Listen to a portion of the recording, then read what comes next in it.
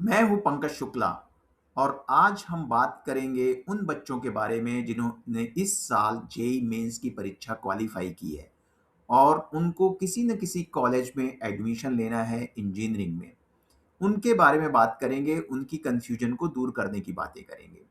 बहुत सारे बच्चों के दिमाग में कन्फ्यूजन होता है कि वो अच्छा कॉलेज चूज करें या अच्छी ब्रांच चूज करें।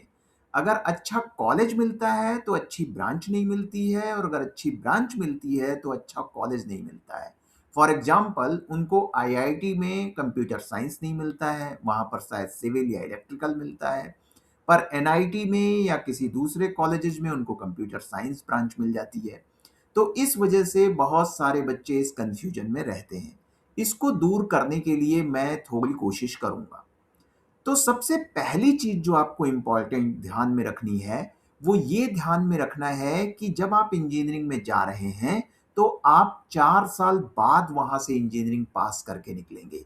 यानी 4 साल बाद कौन सी जॉब अपॉर्चुनिटीज है, उसके हिसाब से आपको अपनी ब्रांच डिसाइड करनी है।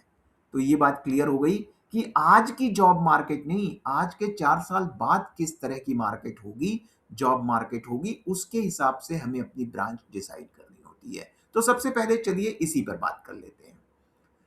तो अगर आप कंप्यूटर साइंस या इलेक्ट्रॉनिक्स जैसी फील्ड लेना चाहते हैं, इन दोनों में से कोई भी, तो मैं आपको बता दूं कि इसमें अगले 4 या 10 या 15-20 सालों में जो जॉब आने वाली है, वो ज्यादातर जॉब किन फील्ड्स में रहेगी? वो ज्यादातर जॉब रहेगी आर्टिफिशियल इंटेलिजेंस, मशीन लर्निंग की फील्ड में, नंबर एक।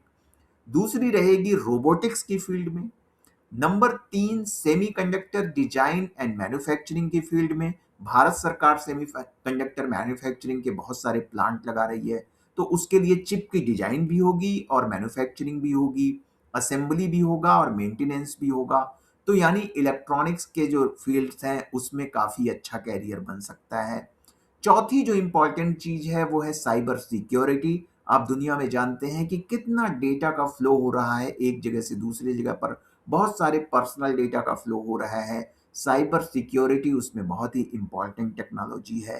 पांचवी, डिफेंस से रिलेटेड। आप देख रहे हैं आजकल कितनी वार हो रही है, हर कंट्री को अपने आप को सिक्योर करना है। तो डिफेंस से रिलेटेड जितनी भी टेक्नोलॉजीज होती हैं, डिफेंस से रिलेटेड जितनी भी मैन्युफैक्चरिंग होती है, फॉर एग्जांपल एरोनॉटिकल फील्ड में या ड्रोन टेक्नोलॉजी से रिलेटेड, इनमें आगे फ्यूचर में बहुत अच्छा कैरियर रहेगा। इसके अलावा जो कोर ब्रांचेज हैं, जैसे कि सिविल, इलेक्ट्रिकल, मैकेनिकल या केमिकल, इनमें भी जॉब की अपॉर्चुनिटीज रहेंगी।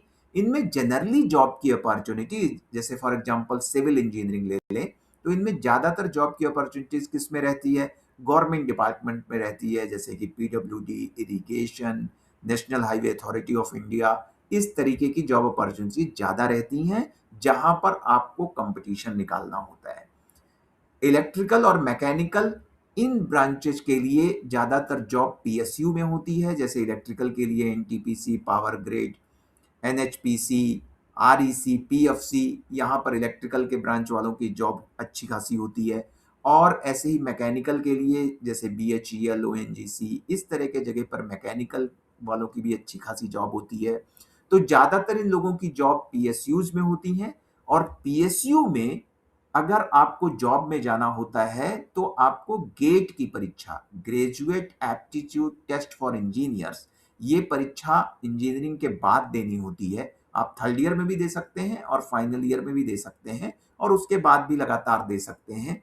इस परीक्षा में आपको अच्छा स्कोर लाना होता है, क्वालिफाई भी करना होता है और अच्छा स्कोर लाना होता है, अच्छा परसेंटाइल लाना होता है।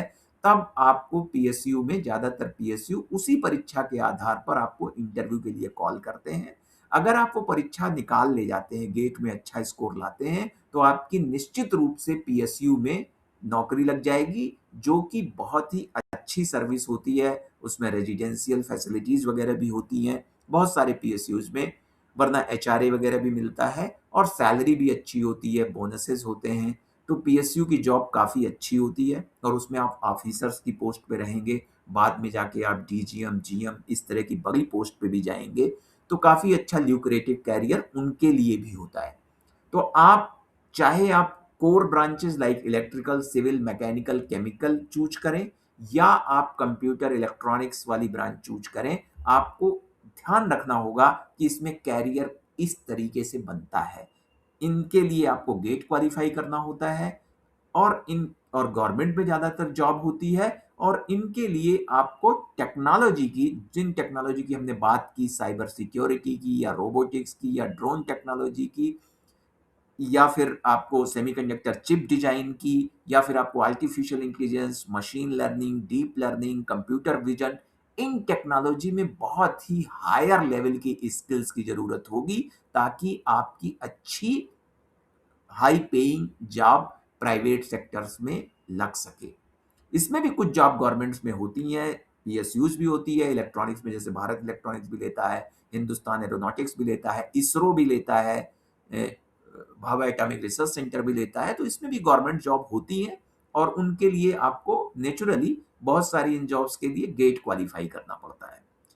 तो ये हो गया। दूसरी चीज जो आपको ध्यान में रखी रखनी है वो है कि आपका इंटरेस्ट किस तरफ है।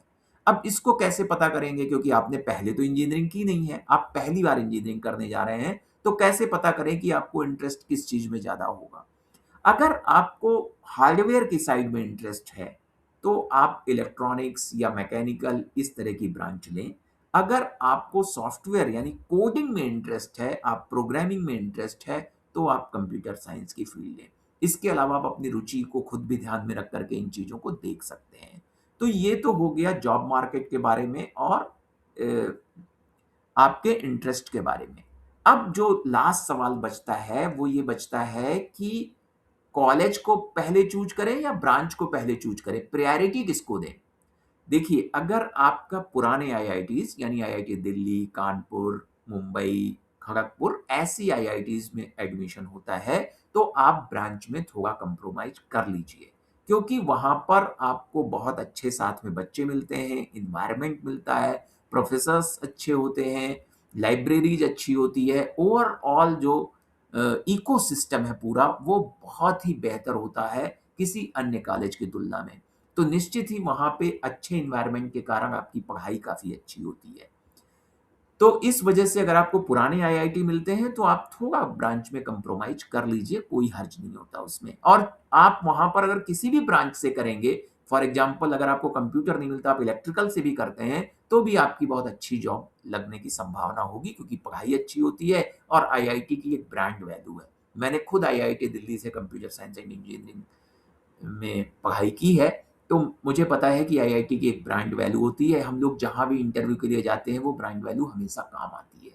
तो इस वजह से आप हमेशा, अगर आपको आईआईटी मिलता है, तो उसकी एक ब्रांड वैल्यू है, तो आप ब्रांच में कंप्रोमाइज़ वहाँ कर सकते हैं। लेकिन अगर आपको आईआईटी नहीं मिलता और फिर आपको कोई और कॉलेजेस मिलते हैं, एनआईटी मिलता है, डिफरेंट एनआईटीज़ मिलते हैं, तो कुछ एनआईटीज़ तो काफ़ी अच्छे हैं, जैसे एनआईटी इलाहाबाद या एनआईटी सूरतकल। तो ऐसे एनआईटीज़ अगर आपको मिलते हैं, तो आप उनको प्रेफ़र करिए। आप सारे बच्चों को पता ही होता है, क्योंकि रैंक के वाइज़ हमें पता लग जाता है, जो रैंक पहले भरती है वो नेचुरली अच्छा होता है, क्योंकि मास जो होता है उसका जो विज़डम होता है वो बेहतर होता है।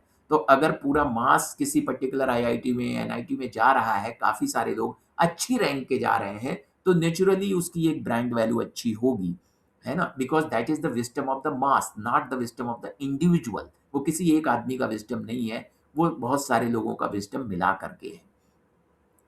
तो वो अच्छे होते हैं, तो वो तो आप वहाँ पर जाकर के जब आपकी काउंसलिंग होगी, तो आप देखिए कौन से कॉलेज पहले भर रहे हैं और कौन से बाद में भर रहे हैं, उससे आपको अंदाज़ा हो जाएगा, या पिछले साल की रैंक देख करके आपको अंदाज़ा हो जाएगा कि कौन-सा कॉलेज अच्छा है। पर मैं कहूँगा कि अगर आईआईटी मिलता है, तो आप ब्रांच के साथ कंप्रोमाइज़ करिए, अगर आईआईटी नहीं मिलता है, तो आप ब्रांच को प्रेफ़रेंस दीजिए। दूसरी चीज़, अगर आप गवर्नमेंट सेक्टर में जाना चाहते हैं, पीएसयूज में जाना चाहते हैं, पीएसयूज ज़्यादातर बहुत सारे रेजिडेंशियल होते हैं, कुछ रेजिडेंशियल नहीं होते हैं। रेजिडेंशियल का मतलब होता है कि उनकी एक कॉलोनी होती है जिसमें आपको रहने का मौका मिलता है, और चूँकि आप एक ऑफ़िसर्स होंगे वहाँ पर, तो आपका मकान भी काफ़ी अच्छा होगा, गेस्ट हाउस होगा, और जॉब भी एक डेफ़िनिट टाइम की जॉब होगी, और उसके अंदर ही स्कूल्स वग़ैरह बच्चों के पढ़ने के लिए, हॉस्पिटल्स, ये सारी फैसिलिटीज़ भी होती हैं। तो जनरली गवर्नमेंट जो पीएसयूज होते हैं, उसमें अच्छी खासी फैसिलिटीज एम्प्लॉइज या ऑफिसर्स के लिए होती है। तो अगर आप गवर्नमेंट जॉब में इंटरेस्टेड हैं और उस तरह का कैरियर बनाना चाहते हैं, तो आप कोर ब्रांचेज को लीजिए और आप अगर पहले अटेम्प्ट में नहीं तो दूसरे, तीसरे, चौथे अटेम्प्ट में ज़्यादा से ज़्यादा जाकर के आप अच्छे खासे स्कोर के साथ गेट क्वालिफाई कर ले जाएँगे, क्योंकि आप उसकी बार-बार जब तैयारी करेंगे तो अच्छा स्कोर आ ही जाएगा और आपके सिर्फ़ उन्हीं ब्रांच के बच्चों के साथ कॉम्पिटिशन है, तो इतना मुश्किल भी नहीं होता है, तो आप उसको क्वालिफाई कर ले जाएँगे। और अगर आप मान लीजिए कि 22-23 की उम्र में बीटेक कर लेते हैं, तो 4 साल यानी कि 25-26 की उम्र में आपका गेट में अच्छा स्कोर आ जाता है, तो आप हार्डली 26-27 पे जॉब में आ जाएँगे, जो कि काफ़ी अच्छी एज है जॉब को शुरू करने के लिए।